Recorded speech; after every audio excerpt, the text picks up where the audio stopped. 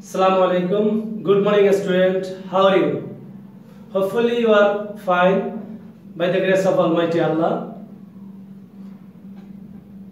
I am going to conduct your IME class.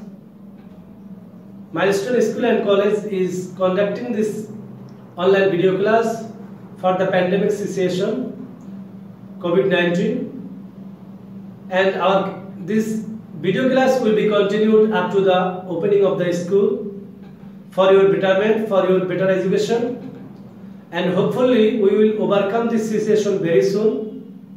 Dear students, I hope you will be very concerned and you will be very attentive in online class, in video class, then you could complete your syllabus by the time.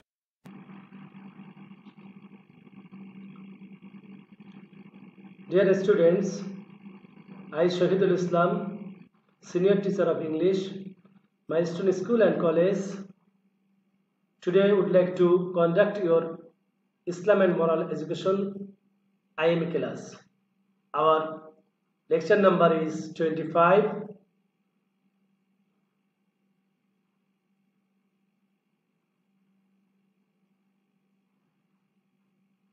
Welcome back again, all of you, in my class, and in this section I would like to again take your feedback on our previous class. You know, in last class we discussed regarding the Al-Quran and the moral teachings, and chapter was 3, lesson number was 13. But I would like to check, have you learned anything regarding the chapter 3, lesson number 13? What was the topic of our last class? Of course, you will tell Al-Quran and the moral teaching. Al-Quran is the last and the greatest heavenly book. It is the main source of knowledge and science. And I also told in last class that Al-Quran is the message of Allah. His acquaintance and description are found in this holy book. The book introduces us to many attributes of Allah. He is the beginning, He is the end, He is generous, He is merciful, He is just. All things are discussed in the Holy Quran. And also the moral teachings are also discussed in these holy books. In many ways, it is our duty to be endowed with the qualities of Allah, the most gracious. We learn about these aspects from Holy Quran. So, Holy Quran is the source of knowledge.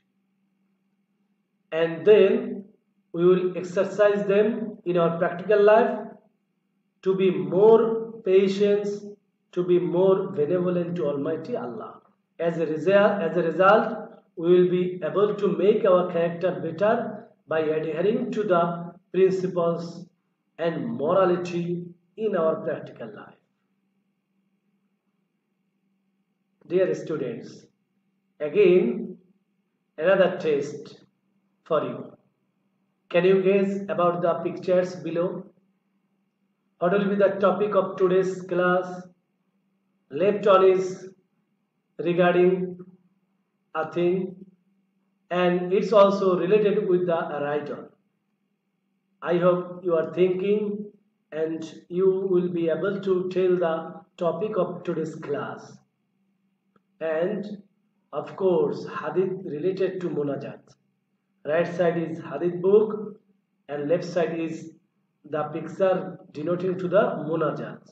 When we ask anything to Almighty Allah, that time we raise our hand like this way.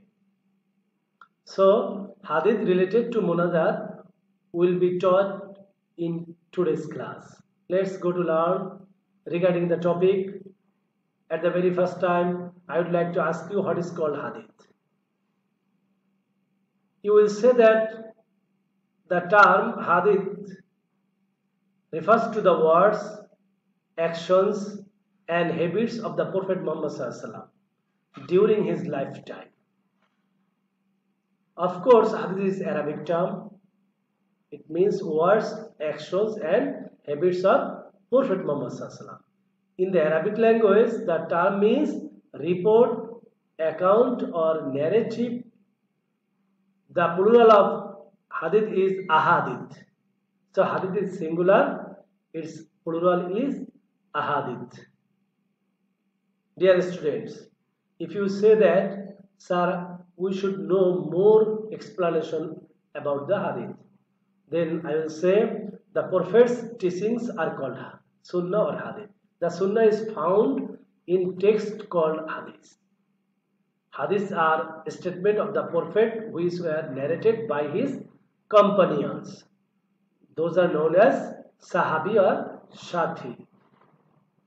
Hadith is a record of the words and need of the Prophet Muhammad Sallallahu to his family, his companions, and to his followers. It is the second most important text in Islam next to the Holy Quran. So, in the last Hajj, in the farewell Hajj, Hazrat Muhammad Sallallahu told, I kept two things for you. Kitab Allahi wa Sunnatu Rasuli. That's means Quran and Hadith.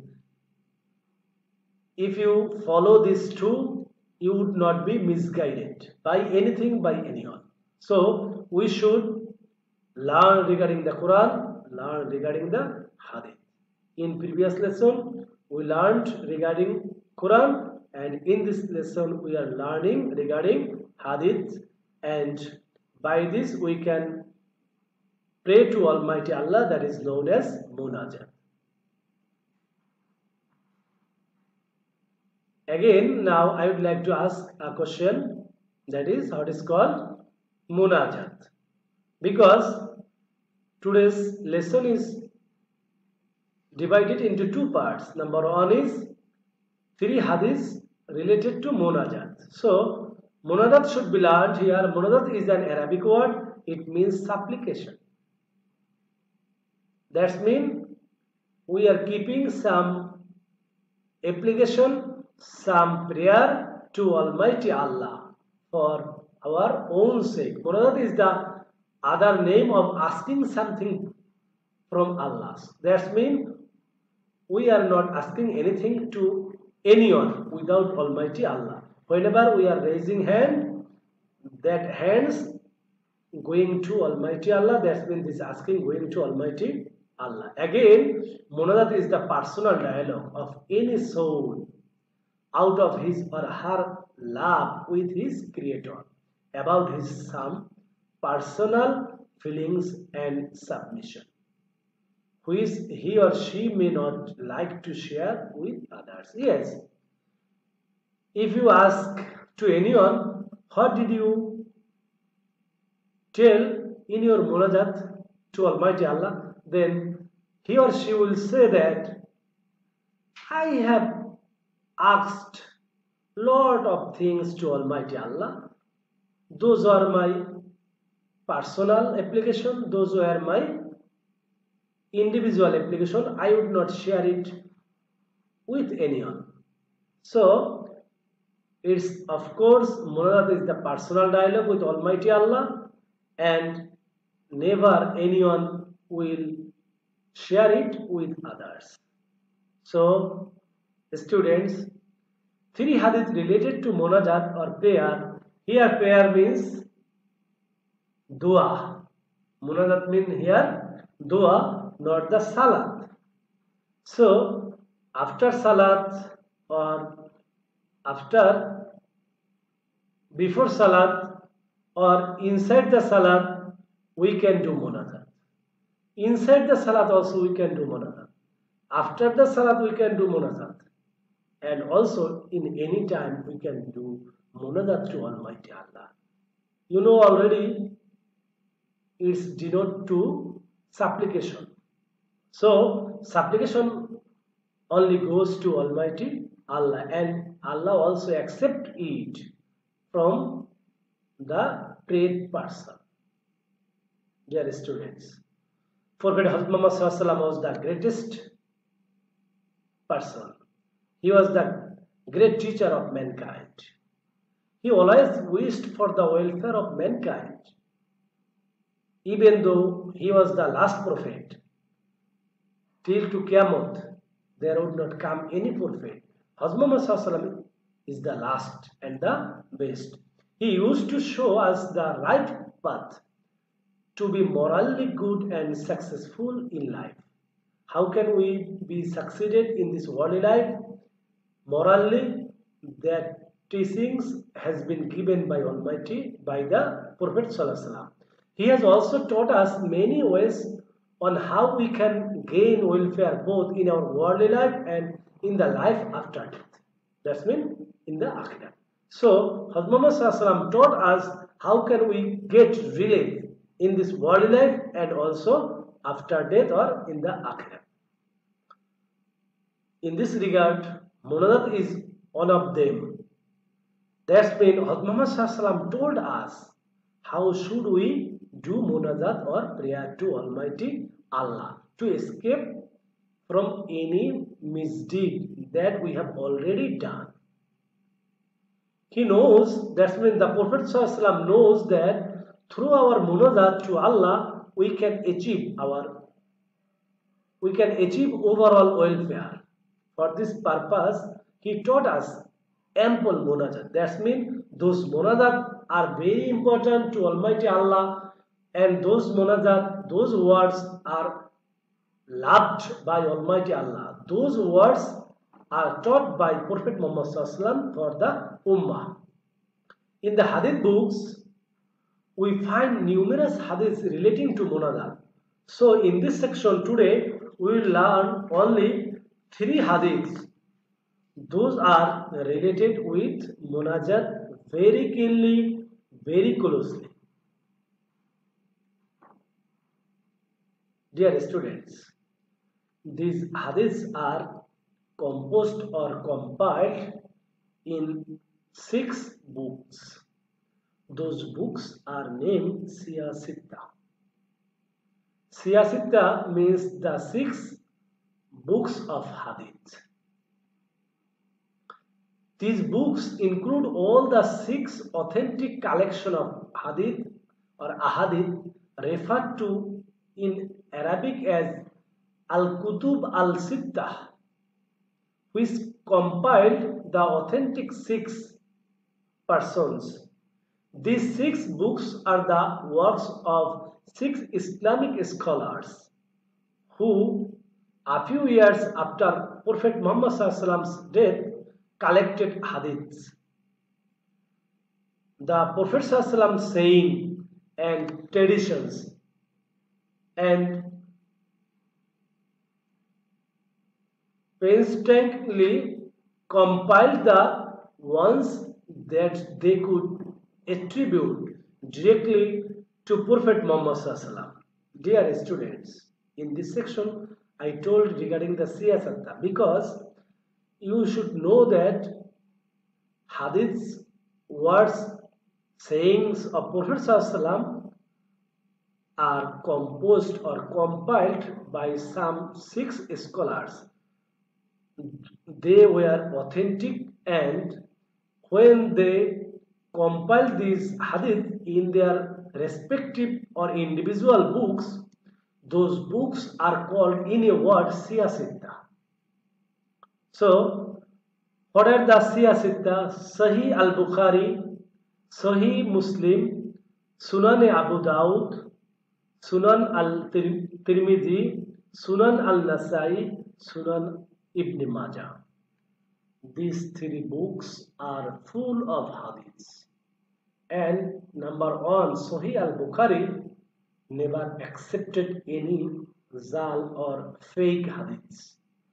Here, full of Sahih hadiths or correct hadiths. So, another 5 hadith books are also authentic hadith books. We have firm faith on these books also because these books are full of hadiths of Prophet Sallallahu Alaihi Wasallam. Dear students, in this section we will learn hadiths on the Munajat and Out of three, hadith number 1 will be discussed here. Hazrat Muhammad Sallallahu Alaihi Wasallam told or taught us, Allahumma musarrif al-qulub, sarrif qulubana ala ta'atik. O Allah, the protector of hearts, please turn our hearts towards your obedience. That's mean, Hazrat Muhammad Sallallahu Alaihi Wasallam told us or taught us that we should lift up our heart to Almighty Allah so that we always get Allah's kind, Allah's merciful, rahmat, barakat, maghfirat, rizq, dawlat, hayat, all things from Him. Because He is the creator, He is the sustainer, He is the benevolent, He is Khaliq, we are the makhluk. He is the creator, we are the creation. So, by this hadith, it is proved that it is the best hadith for the prayer. In the second hadith, we will learn Allahumma tahhir qalbi minan nifaq wa amali minar riya wa aini minal khiyana wa lisani minal kadhbi فإنك تعلم خائنة الأعين وما تخفي الصدور. Dear students, Prophet ﷺ also taught this hadith so that we can utter this hadith at the time of Munajat to Almighty Allah. The meaning of this hadith is, O Allah, please purge my heart of munafiq, unfaithfulness, purify my amal, deeds from riya. Riya means here nifaq. Refine my eyes from khiyanat, misappropriation of amanat, and cleanse my tongue from lies, since you are certainly aware of the misuse of the eyes and the secrets hidden in the heart. Allah told that Innahu alimun bidhatis sudur. Allah knows everything, Allah sees everything. Those are secret, hidden. Allah also can see those things. So, if you close the door and if you do any misdeed inside the room, Allah also can see that.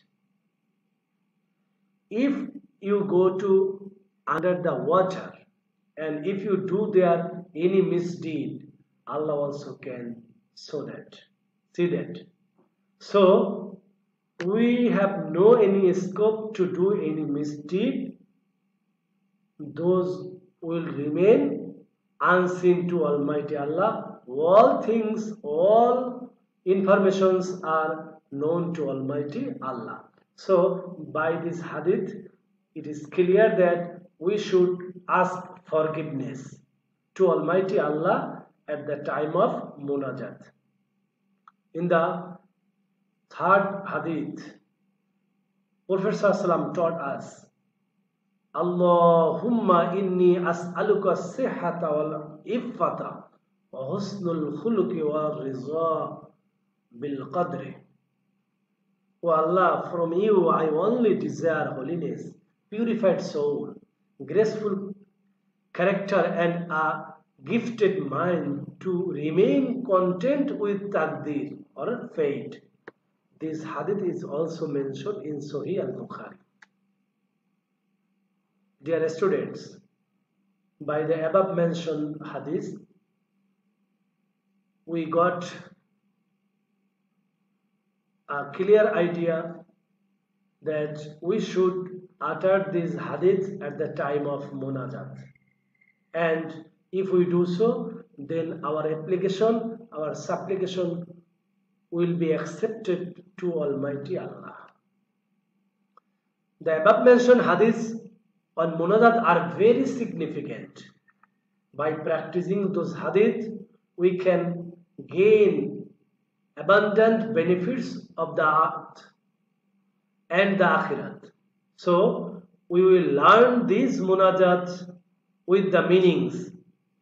Then we will be able to pray to Allah.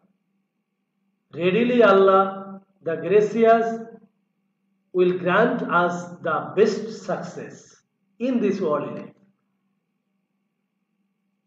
Dear students, now we are near to end. Before completing or concluding the class, I would like to again confirm that you have learned today's class. What is called hadith? Hadith is the Arabic word. It is the word or saying of Prophet Sallallahu Alaihi Wasallam. How many authentic hadith books are there? Of course, you will say 6 authentic books. What is called Siyasita? The 6 hadith books, those are compiled by 6 authentic scholars, and those are full of Sahih hadiths. Those are called Siyasita. What is called Munajat? Munajat is called one kind of supplication. Okay, let's go to know that. Do you have any question more? Maybe you have no any question.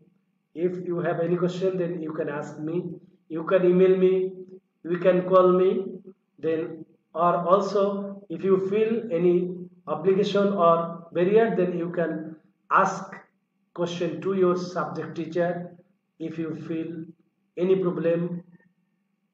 Dear students, another good news is that today there is no any HW for you in this class. So learn answer of the question given below. Explain the 3 hadiths.